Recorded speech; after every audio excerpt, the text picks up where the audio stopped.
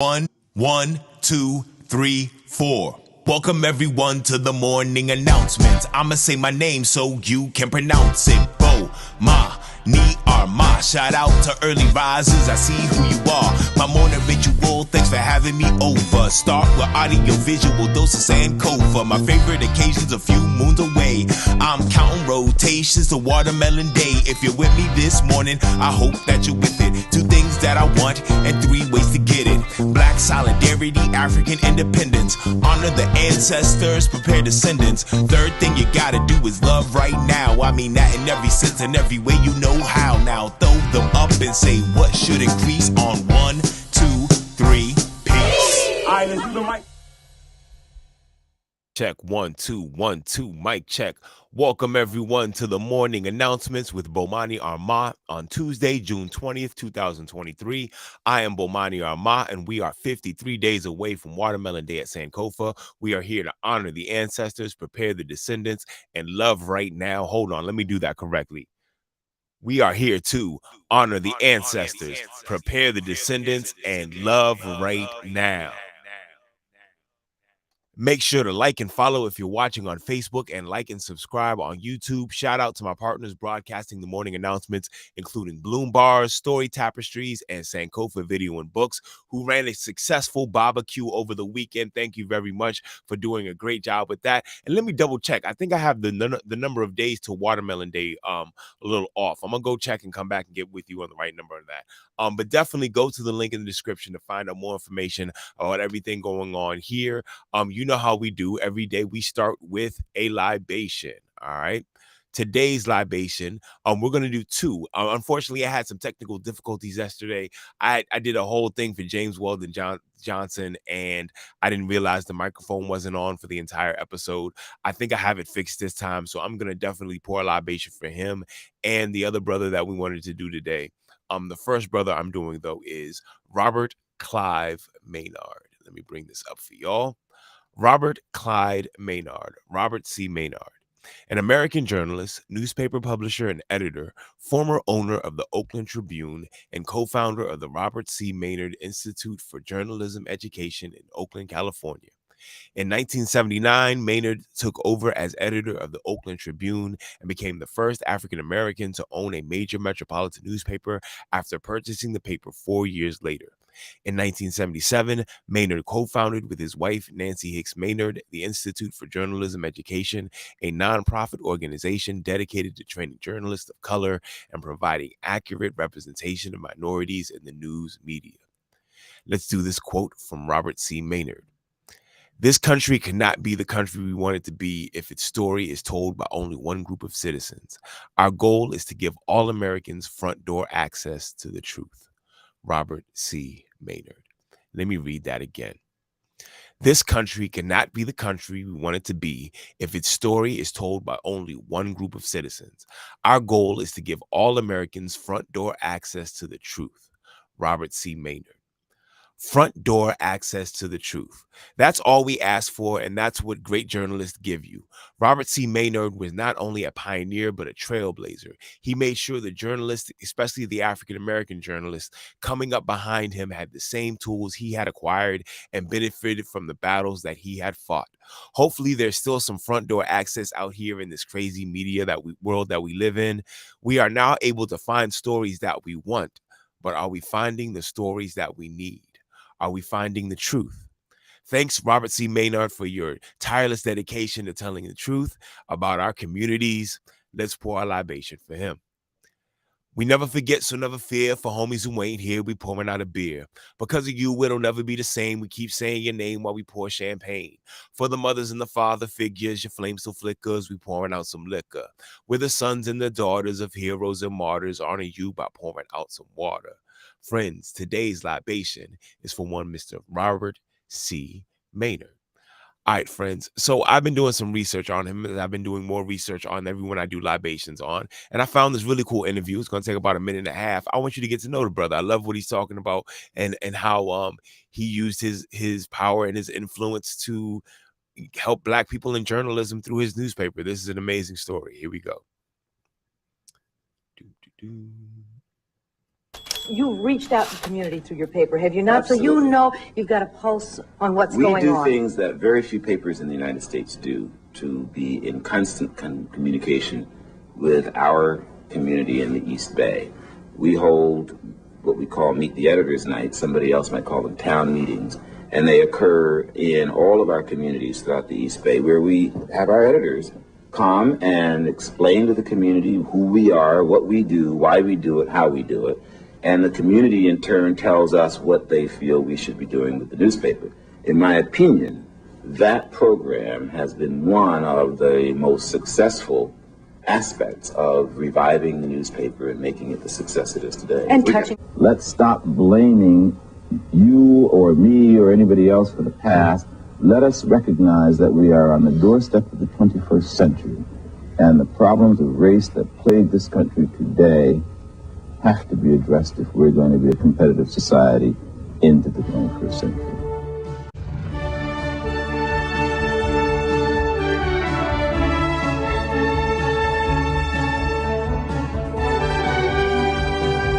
That classic early 80s video editing.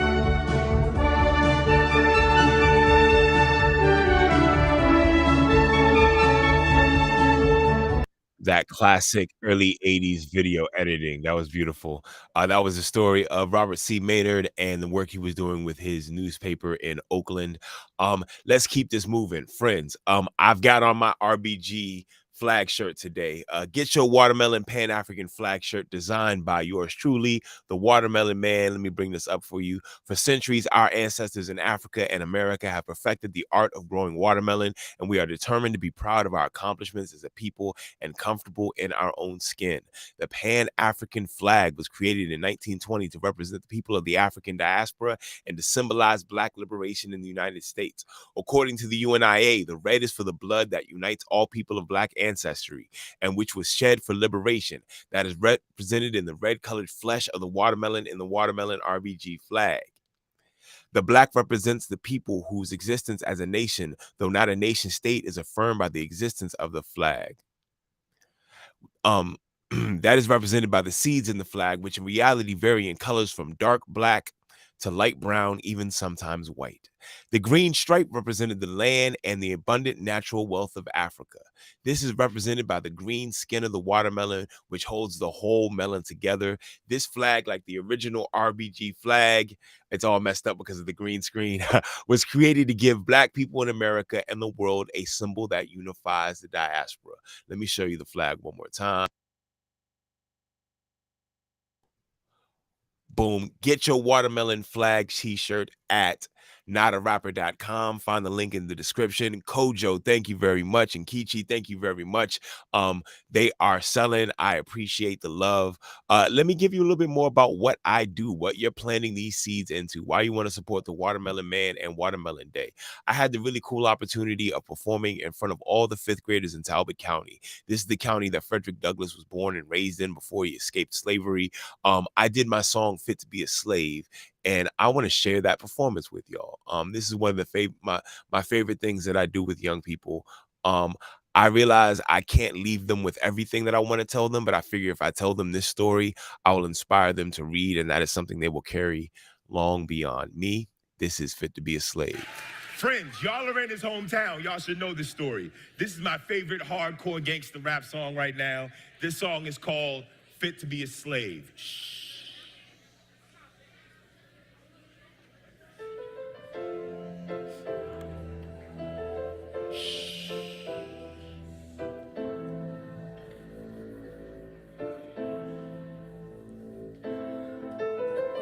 What's the most you've ever gone through to learn? Ever read stolen books under candles that burn? Sounding out the hard words as the pages turn. Trying to stay quiet as your stomach churns from hunger. If you ever wondered when you were younger, if you were never taught your letters and your numbers, could only read when those who guarded you slumbered. If you did, you'd be chased by overseers and slave hunters.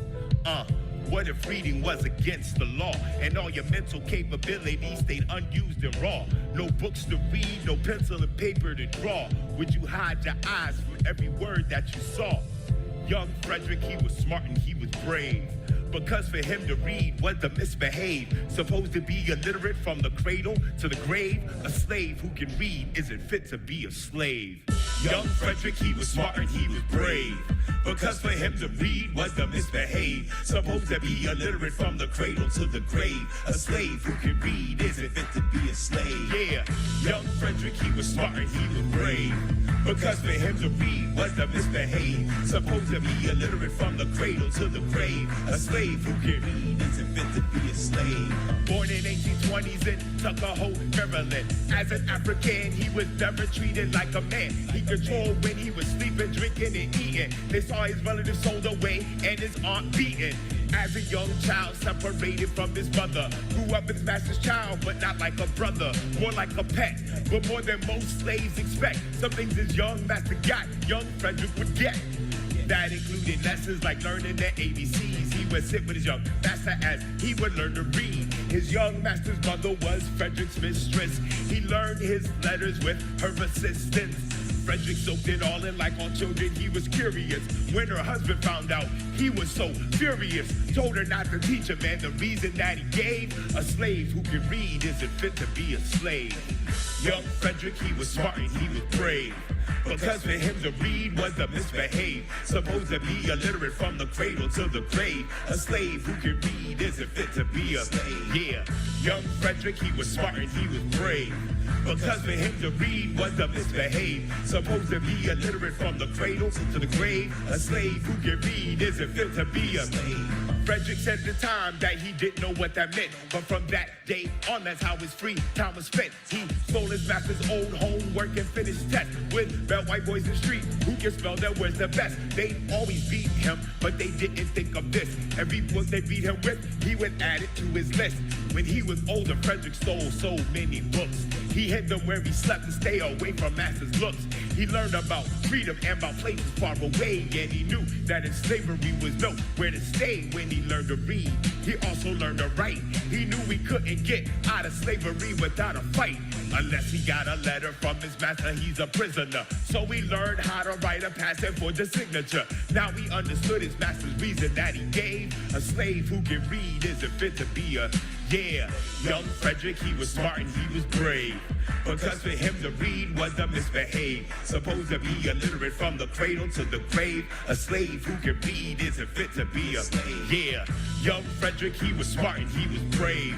Because for him to read was to misbehave. Supposed to be illiterate from the cradle to the grave. A slave who can read isn't fit to be a slave. When Frederick reconfirmed what he knew all along, that freedom is for everyone and slavery is wrong. His reading and writing game was superhero strong. He had so many accomplishments, they need their own songs. Before I make those tracks, let me make one observation. The key to Frederick's freedom was that he stole his education. Didn't have the first through 12, so he learned it all with stealth. Didn't care what master felt. Reading gave him knowledge of self.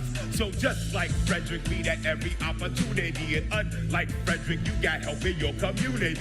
The more ideas you have, the more likely you'll succeed. And books can give you all the ideas you need. From the dictionary to history, it's necessary. Now follow me to the library. Frederick used the skill to make sure his people were saved. Cause no one in the world is fit to be a slave. Young Frederick, he was smart and he was brave. Because for him to read was to misbehave. Supposed to be illiterate from the cradle to the grave. A slave who can read isn't fit to be a slave. Yeah, young Frederick, he was smart and he was brave. Because for him to read was to misbehave. Supposed to be illiterate from the cradle to the grave. A slave who can read isn't fit to be a slave. Friends, give it up for yourselves. Thank y'all for participating. Yeah, y'all get a chance to see me at my day job right there. That was me performing live at the Avalon Theater for all the fifth graders in Talbot County. That was an amazing opportunity. That was like the middle of the show. I love telling the story of Frederick Douglass, especially to young people. There's so many stories to be pulled out of it. All right, today's going to be a little longer of a show. I'm still going to probably keep it under 20 minutes, but I wanted to make sure I get in the libation that I wanted to do yesterday, and that is for one Mr. James Weldon Johnson. Here we go. James Weldon Johnson, June 17th, 1871 to June 26th, 1938, an American writer and civil rights activist. He was married to civil rights activist Grace Nail Johnson. Johnson was a leader of the National Association of the advancement of colored people, where he started working in 1917. In 1920, he was chosen as an executive secretary of the organization, effectively the operating officer. Johnson established his reputation as a writer and was known during the Harlem Renaissance for his poems, novel, and anthologies collecting both poems and spirituals of Black culture. He wrote the lyrics for Lift Every Voice and Sing, which later became known as the Negro National Anthem, the music being written by his younger brother, composer J. Rosamond Johnson. Here's the quote from James Weldon Johnson. "But I must own that I also felt stirred by an unselfish desire to voice all the joys and sorrows, the hopes and ambitions of the American Negro in classic musical form." James Weldon Johnson. Let me read that quote again. "But I must own that I also felt stirred by an unselfish desire to voice all the joys and sorrows, the hopes and ambitions of the American Negro in classical music form." James Weldon Johnson. James, that is exactly what you did when you and your brother wrote Lift Every Voice and Sing. Such amazing lyrics that followed the emotions of the music. What a great way to recognize the sorrow and darkness of our existence here in America, but point our eyes to the light. James Weldon Johnson was not just an artist or writer, he was a serious organizer, and one of the reasons the NAACP was such a huge part of the liberation of Black people. He wasn't engaged in just dreaming about a new Black future, in his words, but making it happen with his actions. I am grateful that he is able to inspire his people. I hope to do the same, and not just classical musical form, but whatever path we go artistically. Let's pour libation for James Weldon Johnson. We never forget, so never fear. For homies who ain't here, we pouring out a beer. Because of you, it'll never be the same. We keep saying your name while we pour champagne. For the mothers and the father figures, your flames to flickers, we pouring out some liquor. We're the sons and the daughters of heroes and martyrs, honor you by pouring out some water. Friends, this libation today is for Mr. James Weldon Johnson. Thank y'all very much for joining me. Now let me make sure I got the track that I want to play. I'm going to play, if you look in the description of the video, you will see this playlist. These are my favorite versions of Lift Every Voice and Sing that you will find online. I am going to play for you. This comes in second. This is almost number one. I want to find a reason to hire them to come play this live somewhere. This is my favorite version of Lift Every Voice and Sing right now. We're going to end with this, as we always end with Lift Every Voice and Sing. This time I'm not going to play it. This time it's going to be from the DMV, from DC's own Black Alley. Here we go.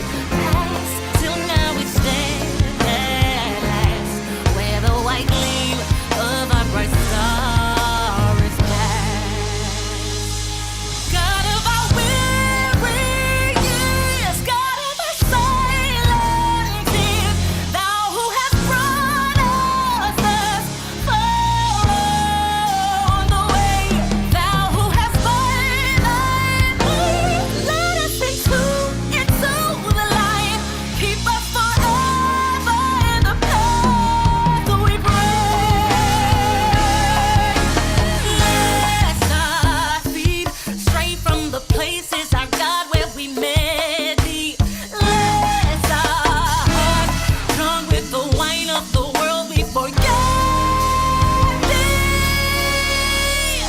Shadowed beneath thy hand, may we forever stand true to our God, true to our native land.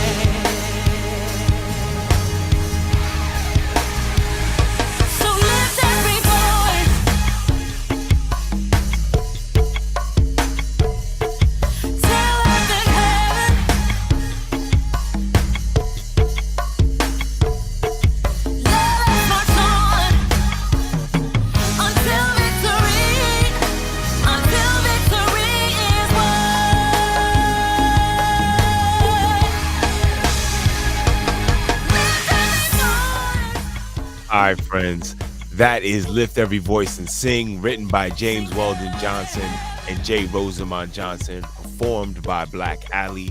That is the morning announcement today. Thank y'all very much for joining me. There are 3 things that I need you to do today.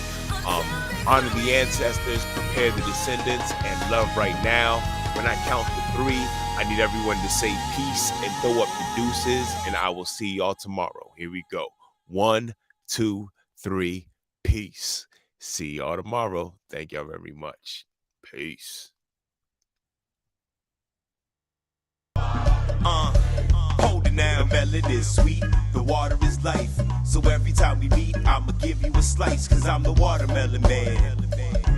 I'm the watermelon man. I got the juice and plant the seeds. I reap the fruit and give you what you need. Cause I'm the watermelon man. I'm the watermelon man. It's the watermelon man. Reppin' red, black, and green. The county of PG sends you greetings from D.